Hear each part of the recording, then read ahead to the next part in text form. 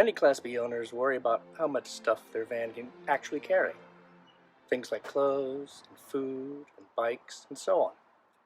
This is important since a Class B has limited space and you want to be able to carry whatever you can while traveling.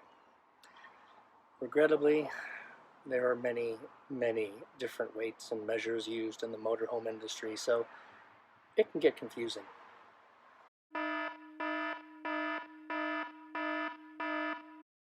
We interrupt this important message to bring you an important message. I am no expert on weights and measures. I am simply presenting the research I have been able to gather regarding these measurements. Also, we do not use a trailer on our van, so I really do not have enough information to present how this will affect the amount of weight you can carry. Finally, the actual carrying capacity of your vehicle will not be the same as ours, even if you have the same van we do. Many measurements are determined at the factory where the van is built, and many vary from van to van. You may have a van from a different manufacturer, and you also have to consider how much has been added by anyone modifying the van, for instance, in turning it into a Class B RV. We now return you to your regularly scheduled program. To put it in the simplest terms, you really only need to worry about a few different measurements.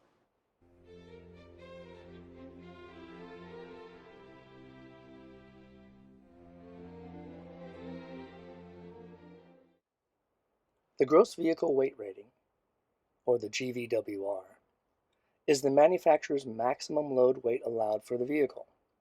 This is going to include the weight of the vehicle, the total fuel, whether gasoline or diesel, the water you carry, propane, cargo, and occupants. You should be able to find this on a sticker somewhere on the vehicle, usually on the inside door frame. Even though I don't know much about towing trailers, be aware, if you're towing something with your van, you have to subtract its weight from GVWR. The UVW, or unloaded vehicle weight, includes the vehicle weight, the full fuel tank weight, and all the weights for the fluids that go in the vehicle. There are a couple of important things to keep in mind. One, it usually does not include the fresh or gray water loads, or propane, or other dealer-installed accessories. And two, notice I said usually does not include. So guess what? This measurement can be variable from manufacturer to manufacturer, who may include other items to the unloaded vehicle weight. The occupant and cargo carrying capacity, or OCCC, is equal to the GVWR, the gross vehicle weight rating, minus the UVW, the unloaded vehicle weight, and minus the full liquid propane gas weight, LPG. In other words, it is the amount of weight in occupants, cargo, LPG, and water that can be added to the Class B without exceeding the GVWR. But remember, UVW is variable, so this measurement is also variable. I make the assumption that UVW doesn't include water or LPG or whatever, so always subtract these items when looking at my maximum carrying capacity. The gross axle weight rating, or the GAWR, is the maximum weight an individual axle can carry. There will be different ratings for both the front and rear axles. It only represents the maximum axle capacity, not the legal weight rating for the road. GAWR only gives you an idea of how much storage capability you have front to back, not the maximum weight you can carry. For instance, let's say you have a vehicle with a GVWR of 11,000 pounds. Remember, that is your maximum load weight. Let's also say your rear axle has a GAWR of 7,500 pounds, and your front axle has a GAWR of 4,000 pounds. That totals 11,500 pounds. This does not mean that you magically have an extra 500 pounds of carrying capacity. So, if you store 7,500 pounds in the back, you subtract that from 11,000 pounds and get 3,500 pounds you can carry up front, not the maximum load of 4,000 pounds that the front axle is rated at. your GVWR remains at a maximum of 11,000 pounds. I bring up this rating because GAWR is listed with the GVWR and you don't want to confuse that with a maximum load rating. Usually, you don't need to worry too much about this measurement unless you're carrying a very unbalanced load. For instance, if you are carrying all your cargo in the rear of the van exceeding GAWR.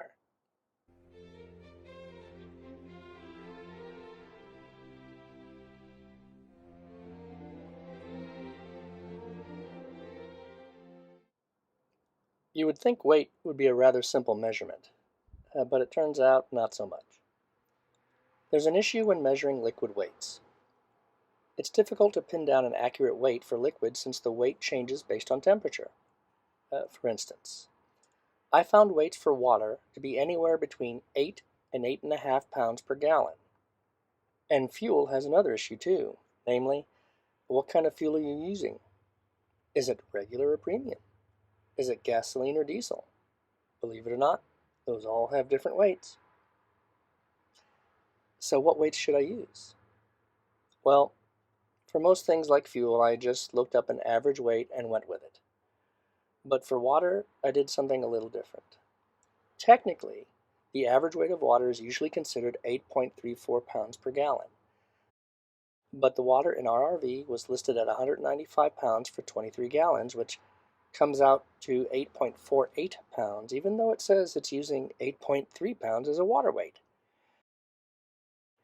Mathematically, it comes out to 8.48 pounds. My guess is the discrepancy is because they are including the weight of the bladders that store the water, but I don't know for sure. Regardless, I decided to be fair and have an equivalent measurement for all vehicles. I would use the higher weight to determine total water weight for another RV. This results in a small discrepancy of only a few pounds, so I think it's good enough. If you want to recalculate the weights, go right ahead. So I ended up with 1 gallon of water equaling 8.48 pounds, 1 gallon of gasoline equaling 6 pounds, 1 gallon of diesel, 7 pounds, 1 gallon propane or LPG equal to 4.2 pounds, and the weight of 2 occupants equal to 370 pounds. To determine the weight of occupants, I just found the average weight of a male and female American and got an average. Silent free these people!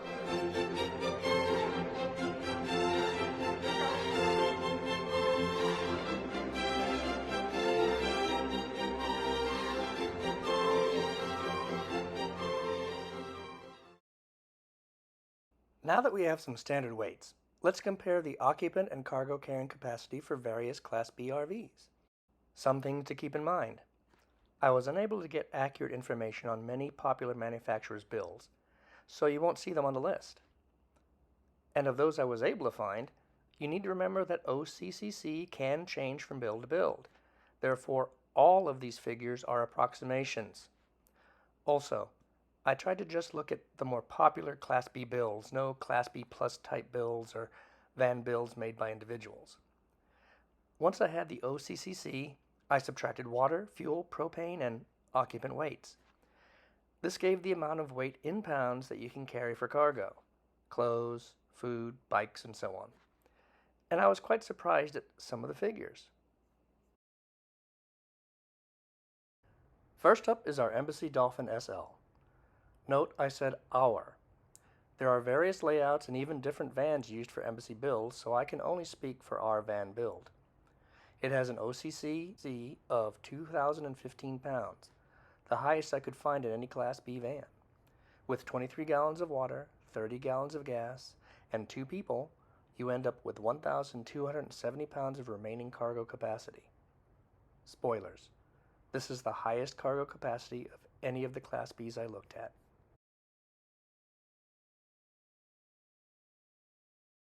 The closest to the Embassy, at least in cargo capacity, was the Winnebago Travato KL. This is based on the 2019 model, so other year models may have different designs and weight capacities. It's built on a Promaster, so slightly smaller than an Embassy, with a smaller OCCC of 1,900 pounds. After adding water, gas, and 2 adults, you end up with 1,233.4 pounds of cargo capacity, or 97% that of the Embassy. And that is quite good considering the smaller chassis size. The Revel, also by Winnebago, is built on a 19-foot Sprinter 2500, so understandably has less occupant and cargo carrying capacity, at 1,796 pounds. It uses diesel, which is heavier than gasoline, so you end up with 1,076.5 pounds of cargo capacity, or 85% that of Embassy. The Airstream Interstate 19 is also built on the Mercedes Sprinter 2500, but has even less OCCC than the Revel at 1,663 pounds. I'm not sure why the over 100-pound difference, but if you go by that figure, it ends up with 934.2 pounds of cargo capacity, or 74% that of the Embassy.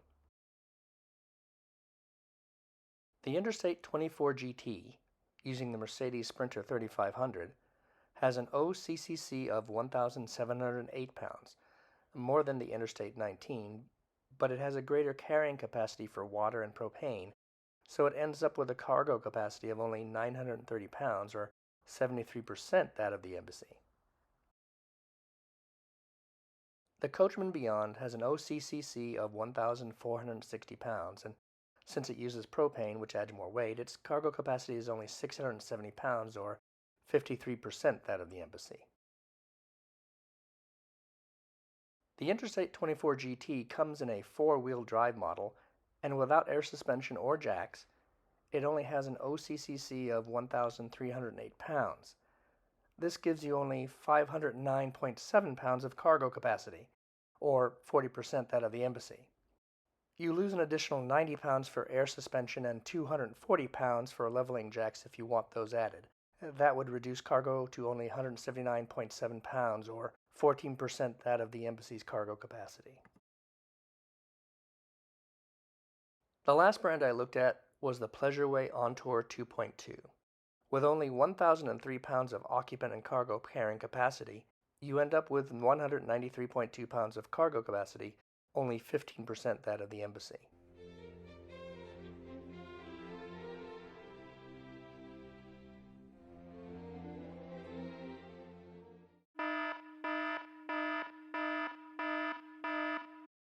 We interrupt this important message to bring you an important message. Remember, OCCC is a variable measurement and is determined by the manufacturer, so these figures are approximate and based on what I could find online. Your specific Class B RV may have different capacities based on its individual layout and build parameters, what van the build uses, and even what year the van was manufactured. Also, I tried my best to find accurate measurements for OCCC, but it was difficult to do. And of course, accurate liquid weight is up for debate, so these figures are most probably off by some percentage. Overall, even if the figures are not perfectly accurate, they should give a relative indication of how much cargo you can carry in your Class B van. We now return you to your regularly scheduled program.